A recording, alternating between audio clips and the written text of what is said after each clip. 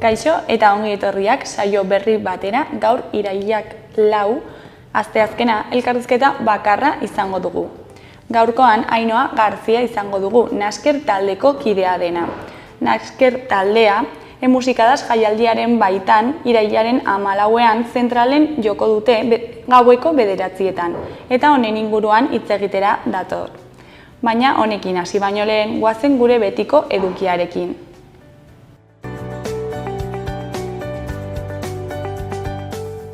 Goazen orain gaurko efemeridiekin. Gaurko egun batean, 1886ean, Apatxen buruzagi Jeronimo errenditu egin zen. Urte batzuk geroago, 1970ean, Salvador Allendek irabazi zituen Txileko hauteskunde presidentzialak. Egun berean baina 1987ean Habanako 3 hoteletan lehergailuekin erasoak egin zituzten Castroren gobernuaren aurka. Eta bukatzeko 2005ean 2 afroamerikar armagabe hil zituen AEBetako New Orleans hiriko poliziak.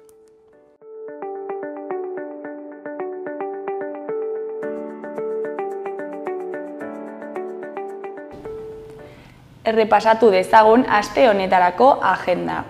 Asteartean Erdi Aroko Iruña izeneko bisita gidatua egongo da.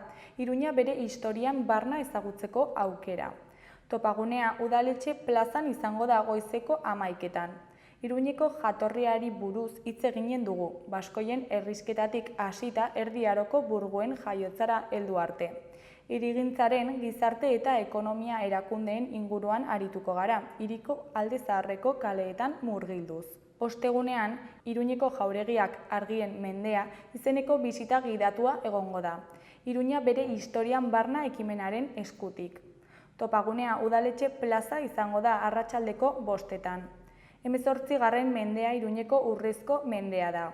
Garai hartan etxe handi nagusiak eraiki baitziren.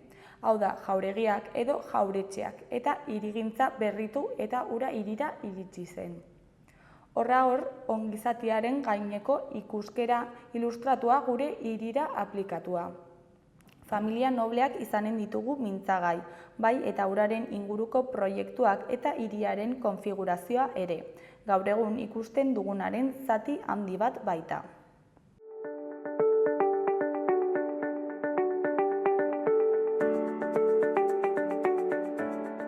Ikus dezagun gaurko egunkarien azalek zer dioten. Diario de Noticiasen titular nagusian, Nafarroak 5 urtean bikoiztu egingo du zorraren interesen kostua. 2022an 62 milioi ordaintzetik 2027an 121 milioi ordaintzera pasatuko da gobernua. Ekonomia aplikatuko azterlanen fundazioak zergak ez jaistea gomendatzen du. Argazki nagusian, musuak eta besarkadak agurraren unean, Orkoiengo San Miguel ikastetxean. Titularrean, basamurtura itzultzea. Agur hunkigarria uda Nafarroan igaru duten 93 haur sahararrei. Erdiko berrian, Isabel Perello epaile aurrerakoia izango da botere judizialaren kontseilu nagusiko presidentea. Ezkerreko berrietan, alde batetik, dementzia duten 5.000 nafar inguru etxean hartatzen dituzte. Beste alde batetik, Josefina Huertas Alzheimerra duen pazientearen hitzetan, ez dakit noiz utziko diodan nire jendeari buruz jakiteari. Eskuineko berrietan, batetik Nafarroako langabeziak apur bat gora egin du abuztuan. Bestetik, Nafarroako Volkswagen taldearen murrizketen zain. Jarraian, Uharten bere patinetearekin auto batekin talka egin zuen gaztea hilda. Gainera, Niloren birusa hartu zuen Nafarra Sevillan hilda. Ondoren, Julen Sesma Uharteko bozeramailea UPNeko dimisioen katean dago. Amaitzeko, Larra Larrau zikloturista probak 29. edizioa ospatuko du larunbatean. Diario de Navarraren titular nagusian, Alzheimerra duten gaixoak ugaritu egin dira Nafarroan, baina 6.500 baino ez daude diagnostikatuta. Adituek ohartarazi dute pertsona aitortu bakoitzeko 4 pertsona gehiago daudela kaltetuta. Argazki nagusian, Hugo Silva eta Miguel Reyan aktoreak La Buena Suerte Nafarroan filmatzen ari zela. Titularrean filmaketa Nafarroako 4 herritan. Abarzuza, Oteiza, Obanos eta Muruzabalek Rosa Monteroren unibertso literarioa zinematarako birsortu dute. Eskuineko berrietan, alde batetik, Isabel Perello izango da botere judizialaren buru izango den lehen emakumea. Beste alde batetik, 20 urteko gaztea hilda Uharten, patinetean zioala harrapatuta. Jarraian, 13 taberna zigortu dituzte San Ferminetan terrazak zabaltzeagatik. Goiko berrietan, batetik, kolumpio asesinoa batasunaren privilegioan. Bestetik, nafar bat hilda Niloren birusak jota. Bukatzeko, Osasuna bere eragiketen zifrak ematen dituen kluba. Gararen titular nagusian, abuztuak 3.364 pertsona gehiago utzi ditu langabezian, gehienak emakumeak. Zerbitzuen sektorean Bizkaia eta Gipuzkoan izandako galeren ondorioz, abuztuak 140.760 langabe ditu Hego Euskal Herrian. Afiliazioak ere behera egin du eta enplegua suntsitu da. Argazki nagusian 12 migratzaile hil dira Martxako kanalean. Tragedia berri bat migrazio bide batean. Gutxienez 12 pertsona hil ziren atzo Martxako kanala zeharkatzeko ahaleginean ari zirela, Grisnez lurmuturraren parean. Estatu frantsesetik Inglaterrara bidean zioan ontzia ondoratu eta gero. 50 bat lagun erreskatatu zituzten agintariek. Horietako hainbati premiazko laguntza eman behar izan zieten ospitalera eramanda, eta biren bila aritu ziren. Erdiko berrietan, goikoan, arraun munduko 100 bat lagun irailaren 8ko martxaren alde agertu dira. Behekoan, EAJak 1167 ekimen aurkeztu zizkion Lopezi bere lehen hilabeteetan. Goiko berrian, Nafarroako parlamentuak ez du elkarrizketa babestu HT-den trazadurarako. Eskuineko berrietan, alde batetik, Mikel Ramosen hitzetan, ingundeak sustatzen dituen ideiak unerik onenean daude. Beste alde batetik, palestinar adingabeak Israelgo armadaden jomugan daude. Berriaren titular nagusian, hegoaldean afiliatu kopuruak hileko murrizketarik handiena izan du 2008tik. 15.800 gutxiago. Abuztuko ohiko joera bada ere langabezia handitzea eta gizarte segurantzako afiliazioa galtzea lan merkatuak indarra galdu du. Duela urtebete baino 3.000 langabe gehiago daude. Argazki nagusian, Bruno Pradet koreografoaren Bilkanota konpainiak tumulte lana emango du. Titularrean, dantza herrietara. Miarritzeko maitaldia jaialdia hasiko da gaur. Lapurdiko, Gipuzkoako, Nafarroa, Behereko eta Zuberoako udalerri gehiagotan eginen dituzte emanaldiak. Eskuineko berrietan, alde batetik, HT-aren bideari ordezkoak aztertzeko mozioa ezetsi dute Nafarroan. Politika herrigintzatik udako seriaren bigarren atala dugu. Jarraian Hondarribiko udalak bide emango dio alardea berezi gabeko rolen bidez egiteari. Gainera, Lapurdiko kostaldeko garraio publikoen eskaintza 20% emendatuko da 2025ean. Goiko berrian, Artogileen egarria ibaien kontu asea. Euskal Herria irratiaren titular nagusian, Xabier Sagardiaren hitzetan, musika beltzaren erreferentzia bihurtu da Beltza Weekend jaialdia. Soula, funka, bluesa eta jazza entzungai izanen dira Beltza Weekend jaialdian. 6. edizioa eginen dute irailak 5, 6 eta 7 Iruñean. Xabier Sagardia antolatzaileak azaldu digunez, musika estilo honetan marka sortzea lortu dute. Musika beltzaren ezinbesteko zirkuituan dago jaialdia. Eskuineko berrietan, goikoan, zabalik da bertso eskoletan izena emateko epea. 2024-2025 ikasturtea abian ari den honetan Nafarroako bertsozale elkarteak bertso eskola eskaintza prest dauka. Astelenean ireki zuten izena emateko epea eta hilaren 20 arte izanen da zabalik. Koan erdi arora itzuliko da Iruña igandean Batasunaren pribilegioaren ospakizunarekin. 601 urte beteko dira igandean agiria sinatu zenetik eta musika erraldoien kalejira, udalbatzaren desfilea eta erdi aroko azoka izanen dira asteburuko ekitaldi nagusiak. Astean zehar bisita gidatuak antolatu dira eta ospakizunari amaiera emateko El Kolumpio Asesinoren kontzertua izango da igandean Gaztelu plazan.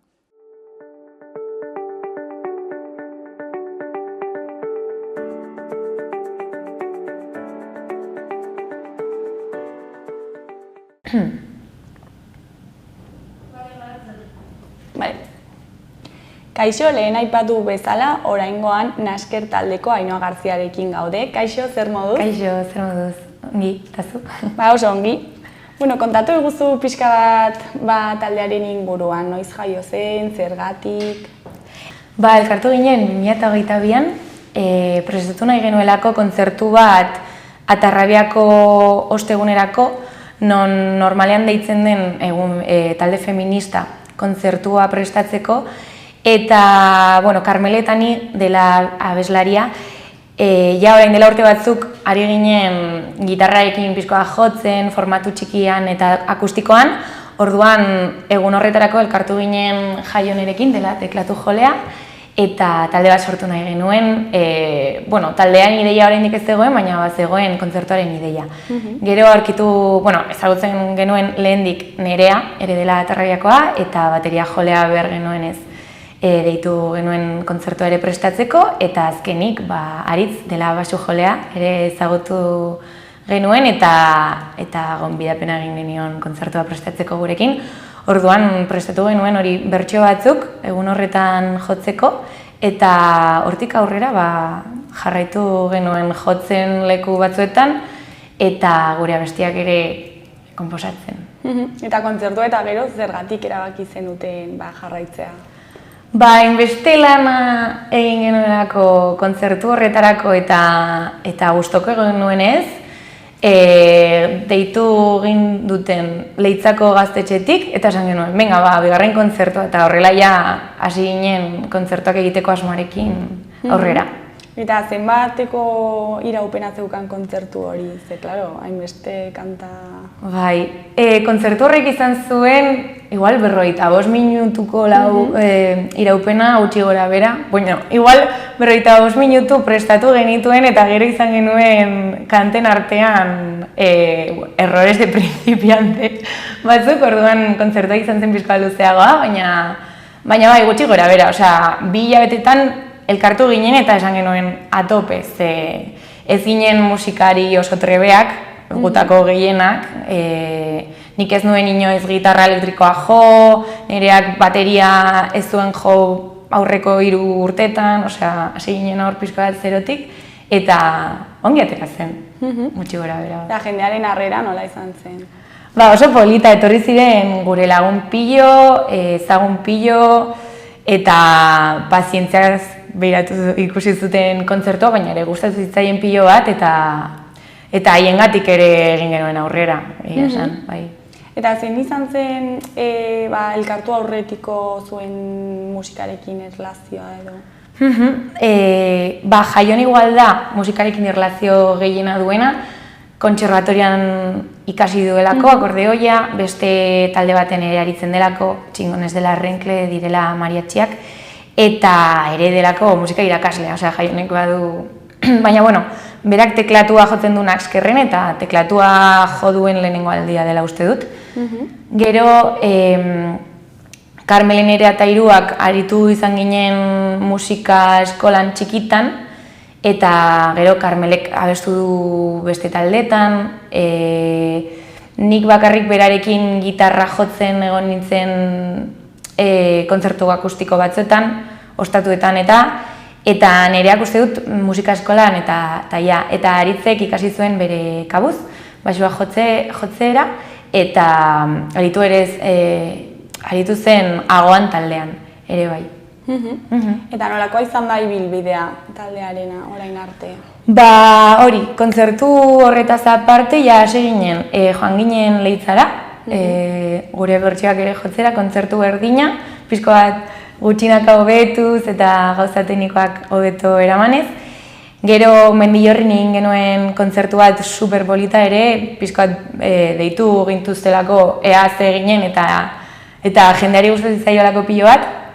Eta hortik aurrera ja hasi ginen pixkat gure kantak konposatzen. Beste lekuetan ere jo izan dugu, baina egon gara diska batean lan egiten, eta bueno, pues, algenuen tokietan gure burua ezagutzera ematen. Eta orain ja dugu diska grabatuta, justu aterako dela hemendik 2 astetara, Musikadas kontzertua baina pixko aldenago. Guk jotzen badugu zentralen larun batean aterako da ostiral horretan, ja dugula pres ere bideo bat eta guzti, horretan gabil. Eta nola izan da diskaren sorkuntza hori? Klaro, ez duzue inoiz konposatu? Polita esango nuke, urte terdi baten luzeraren bitartean, igual etortzen zen gutako bat letra batekin, beste bat baxu linea batekin, edo letrak izan dira pixkat guztien artean, melodiak ere bai, egun horretan entzaiora joan altzenak ideia bat ematen zuen edo horrela, orduan ere diru aurreztuz, ze azkenean grabatu behar duzu. Lortu genuen Josu Erbitirekin, duela Berriozarren Erbiti Estudio lekoa eta dela kriston produktorea, oso profesional eta oso majoa. Lan egin genuen berarekin aste batez, ja grabatzeko 6 kanta genituela, eta asko ikasi dugu prozesuan, ze ez genekien konposatzen, baina grabatzen ez da ere, eta bueno, ikasi dugu pilo bat, lagundu gaituzte pilo bat, eta esango nuke izan dela oso polita, eta oso divertigarria ere bai. Eta pozik zaudete, gelditu den diskarekin? Oso pozik, bai.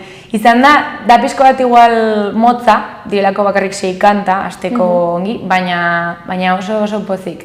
Ze hori egon gara gu, hasieratik bukaeran arte, guztien artean, kantek lehenengo gustoko duzu bat gehiago, gero bestea, baina guk ja diska dugu grabatuta ekainetik, eta ja pasa dira 2 hilabete, eta oraindik ez gara aspertu entzuteaz, eta oso gotxo gaude ateratzeko. Eta ze musika estilokoa izango da? Hori da galdera ona. Guk beti esaten dugu pop rock, baina bueno, Erbitik esan ziegun ere punk, ezakit hain punka denik, deitu gaituzte post-punk ere bai, ezakit nik beharko nuke musika generotan aditu den norbaitek definitzea diska, baina bueno, daude kanta lasaiagoak, igual beste bat gogorragoa dena, poperoagoak, jo que se. Eta ez daukazu estilo definitu bat, ez? Nik esango nuke popa dela gure estiloa. Eta ez dagoela hainbeste desberdintasunik kanten artean, baina bueno, estilo definitu bat ez da ere ez dakit, egia esan ez. Eta beste estilo batzuk probatzeko irekiak zaudete? Uste dut baietz, bai. Bueno, orain arraroga liteke, adibidez, regea jotzen hastea, baina bai, pixkoat espektro ezain desberdinaren barruan, bai, gaude irekita bai. Eta ze helbururekin egin zenuten diska hau, zer helarazi nahi zenuten publikoari?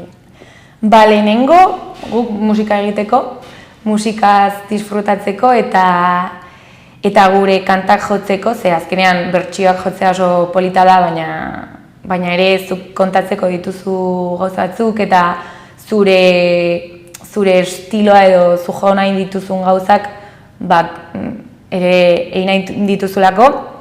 Eta hori, kontzertuak egiten jarraitu nahi dugulako, gure musika jendeari helarazten eta euskeraz ere idazten garrantzitsua delako, eta hori bai. Ez dugu komentatu baina nondik dator Nasker izena? Nasker izena, ari ginen, lehenengo kontzertu horretarako izen bat bilatzen, ze atera behar zuten ja jaiotarako kartela eta genbilen horrela presekin, Eta, bueno, gehienak neskak ginenez, nireak esan zuen, neska, ikusi dut neska aldatzen badizkiogu bokalak, naske, eta azkenean, eman genion toke desberdin edo pizko atarrarago bat, nakskerrena, eta hor dago izena. Eta orain ze puntutan aurkitzen zarete? Puntu honetan, justo aterako dugunez diska, alik eta jende gehiagori iristeko gogoekin, kontzertuak egiteko gogoekin, lanerako gogoekin, eta igual berriz ere konposatzeko gogoekin. Lehen komentatu dugu, baina musikaz jaialdiaren baitan, irailaren 14ean, okerezan dago, larunbata, joko duzue zentralen, ezta? Bai. Eta diska berriaren kontzertua izango da, edo zer joko duzue bertan? Bai, udan zehar jo izan ditugu diskaren abestiak, baina hau izango da lehenengo kontzertua diska behin kaleratuta. Diska kaleratuko dugu justo aurreko egunean, baina bai daudela 2 abestia kalean, 2 single. Orduan, joko ditugu abestiak, bertsioren bat ere prestatu dugu, berria den aurreko kontzertuetan ez duguna jo, eta hori. Eta zer suposatzen duzuentzako horrelako jaialdi batean jotzeak? Iritsi zitzaigunean mezua zentralen jotzeko izan zen, zentral, ze leku desberdina eta horrela. Ere da, bigarren sala ez da handia eta lehenengo salan jotzea izan litzateke, beste puntu bat, baina oso pozik ere ezagutuko ditugulako beste artistak, jotzen dugu Ane Martijarekin, egun berdinean, eta gogoz, eta pizko bat publiko desberdinari iristeko ere modu bat, ze guk beti jotzen dugu txosnetan, gazte asanbladen aletik edo gaztetxetan edo horrela eta gustoko dugu pilo. Eta hau da, pizko bat, leku desberdin bat. Eta zer espero duzue egun horretaz? Egun horretaz, jendea etortzea, jendeak sarrerak erostea, Aneren kontzertuaz ere disfrutatzea, eta ere soinu ekipo oso honen batekin jotzearena ere puntazo bat da, disfrutatzea. Eta ze ordutan jotzen duzu horrela gogoratzearren? Kontzertua hasten da 8:30, uste dut Ane Martija dela lehenengo, eta gu bigarrenez. Anek joko du 8:30 eta gu suposatzen dut 9:30, 10. Ja bukatzeko, ze plan dituzue etorkizunerako? Ze plan ditugu. Nakskerren aldetik gauzak sortzen jarraitzea. Orain aterako ditugu diskak eta kamisetak, eta hori, pizko bat taldearen ideia eta taldea edatzea pizko bat, eta kantu berriak sortzea, geroz eta jende gehiagok naskerrez ezagutea eta naskerrez disfrutatzea, eta kontzertuetara etortzen den jendea gure abestiak ezagutzea eta gurekin abestea eta bidean aurrera egitea. Primeran, mila esker gurekin hitz egiteko tartetxo bat ateratzeagatik, eta ea zer moduz baten kontzertu hori, eta etorkizunean ea zer moduz baten zaizuen. Eskerrik asko, zuei. Agur. Agur.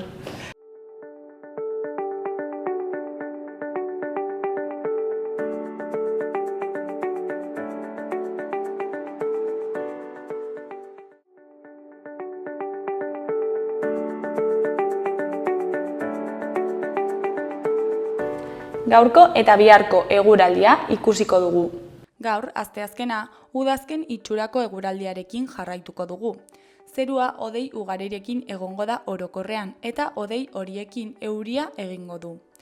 Euria edo zaparradak edozein tokitan egin ditzake, baina ipar partean izango dira ugarienak, batez ere kostaldetik gertu eta goizean.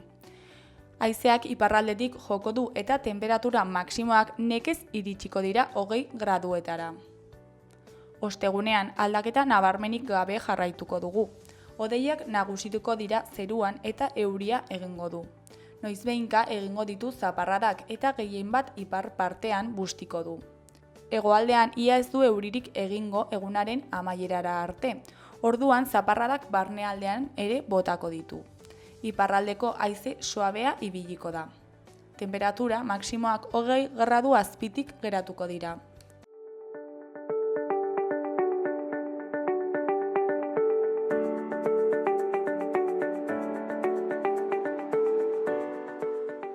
Gaurkoz hau izan da dena, bihar itzuliko gara eduki eta elkarrizketa berriekin.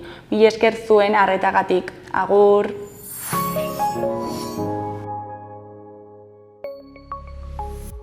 Gobierno de Navarra. Nafarroako gobernua.